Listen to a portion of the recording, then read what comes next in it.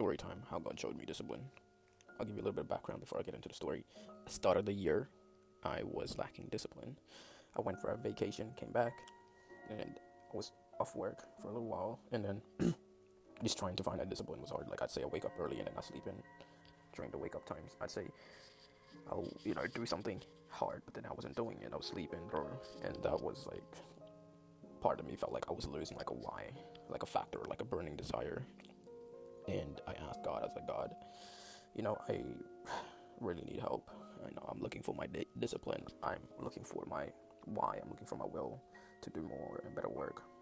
And during that time, he didn't, like, of course, God didn't answer, immediately. But the point was like, oh wait, like after 2, 3 months later, coming up and leading to this Brazil trip, I met this guy named Zach randomly on, and I've met him like 2 weeks before we were gonna live together, book a flight together. We booked a flight. Funny enough, he went there earlier than I did.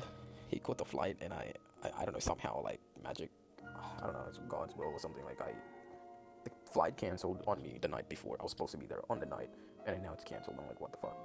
When's the next flight? They said tomorrow morning. I'm like, bro, I'm gonna miss the flight entirely.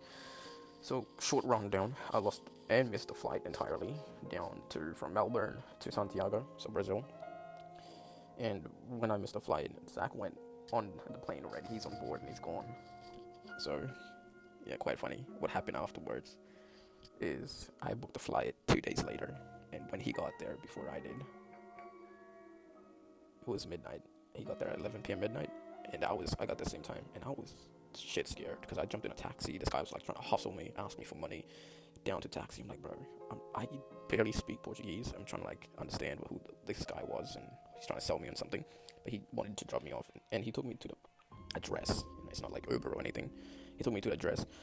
I was going through it, and then what happened was we were driving down the street, and I look around like, what the fuck is this street? Are we on the right street? Like, hello, like it was like we were driving past inside through the favelas, and I'm like, nah, this can't be right, bro. It's like midnight as well. Now, not to get too racist, of course, but fuck, I was scary, the amount of black people. But even though like it feels like I can blend in, but man, I was quite scary, especially like the language barrier, and they can tell that like I'm not even Portuguese. Maybe I look a little bit Brazilian, got some Brazilian name, but anyways, I got there, and midnight, I'm trying to walk into the apartment. It was locked. There was a gate. There's a security there standing. He's like, you're saying something in Portuguese. I'm like, what? He said something. I'm like, who the fuck's trying to speak to me? I'm so lost, bro. I hear a voice. I'm like trying to get in the gate. I'm trying to get my face scanned. Like nothing was working. I'm standing. I'm trying to call Zach. I'm like, bro, what the fuck is happening? And then I'm like looking at the guy, and he like said something in Portuguese. I'm like, where the fuck the voice is coming from? And he's like, hey. I'm like, what? He's like, here. I'm like trying to speak English. And I was like, oh, hola amigo, eu entrado portão? Like something in Portuguese, like that. Excuse my Portuguese, not the best, but I was like, hola amigo, entrado portão? He's like, o nome? What's the nome? I was like, oh, Paulo. He's like, no, aqui. He's like, not here, you can't enter. I was like, okay. I'm like, oh, fuck, okay. I said Zach's name. I was like, Zach. He's like, apartamento 5? I was like, yeah, yes, sim. I was like, yes. Right, apartment 5? He's like, yes. Oh, okay. It's like, enter. I was like, oh, thank goodness. Bro, I was standing there for like maybe up to like an hour, like 30 minutes, just trying to get into the gate. And I was like, in the middle of the favela, like, I swear. Like, bro. Anyways, got into an apartment, met Zach, shook his hand. Everything went well. Worst case scenario, where I met him, great. Worst case scenario, I learned something, right? But the best, like, the good part was I made a new friend. The downside was like, when I got to know him, bro, like, there's good and bad side. So the good side is like, I see like he's really the opposite of everything I am. Like, he would do hard work, he would do 3 times the effort, he would show up while everyone's quiet, he would put his hands up, he would take 3, 4, 5 times more risk than everyone else. And me, for perhaps, I was like completely opposite of him, and I told him, right? The bad side was like, he got annoying to me, like, and I'm gonna be honest, like, my experience with him was like, oh, this guy's pissing me off. Like, he's honestly like, one, it felt like a lot of times like racist, and he wasn't familiar with the Brazil area. I'm not saying that Zach, if you're listening, bro, I'm not trying to down you or anything, but I'm just saying because you were racist, bro. And man, like, I told him, I think, like, and I said to him, like, hey, bro, I don't fucking like you, bro. Like, you're annoying. I told him that. Why did I say it? It's not because I wanted to lie and stay comfortable or, like, not say anything.